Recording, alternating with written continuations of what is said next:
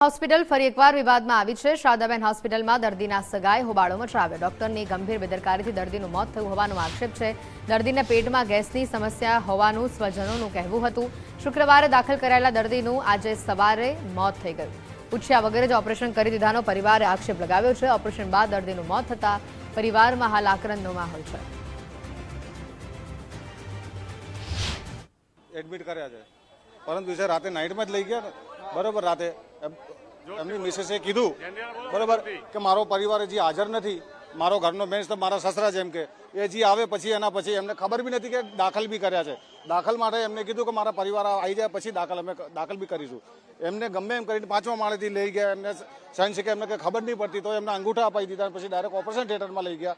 જ્યારે વ્યક્તિ ના પાડે છે કે અમને હજી કંઈ જાણ નથી તો તમે ઓપરેશન કઈ રીતે કરો છો, એના અંગૂઠા એના કીધા વગર એના અંગૂઠા બી લઈ લીધા, એને સમજાયા વગર। એમને કોઈ સમજ બી નહીં પાડી કે એમને શું તકલીફ છે, શું નહીં, શું કરવું પડશે, શું નહીં કરવું પડે। એમને કોઈ સમજાયા વગર એમને ડાયરેક્ટ અંદર લઈ દીધા અને સીધી પછી ડાયરેક્ટ બોડી આપી દીધી, બરાબર। બોડી આપી દીધી એના પછી કહે છે કે અમારે ફાઇલ નથી, ફાઇલ ખોવાઈ ગઈ।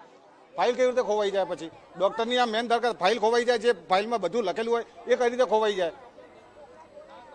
સારું હતું, ખાલી પેટમાં ગેસ હતો તો મેં દવા માંગતા હતા કે દવા લખીને આપી દો। એ કે ના, દવા લખીને તો 10 મિનિટમાં એ મરી જશે, એમના ઓપરેશનની જરૂરત છે, અમને કરવું પડશે।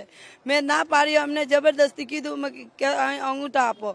મેં કીધું શેનો અંગૂઠો હતો? કે સોપડી લેવા માટે, તમે સોપડી લઈ આવો એનો અંગૂઠો। મને ખબર પડી નહીં, અંગૂઠો અપાયો, સોનોગ્રાફી પેલું કુંડ લેબોરેટરી એ બધું એ સાહેબે જ કીધું, મને ના બોલાવી, મને જૂઠું બોલીને 2 અંગૂઠા આપી।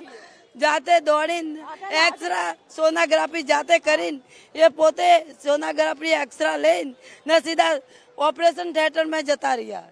મને ના પાડતા મેં બહુ ખખડાયો દરવાજો, કોઈ નહોતું સાહેબ। મારા 5 છોકરા નીચે બેઠા હતા, હું ઉપર રડતી હતી। ના પાડતા મારા ઘરવાળા ના પાડ્યો, એમને 5-6 જણા ડોક્ટર થઈને એમને દબાઈ દીધા। જબરદસ્તી એનો હાથનો અંગૂઠો પકડીને અંગૂઠો લઈ લીધો।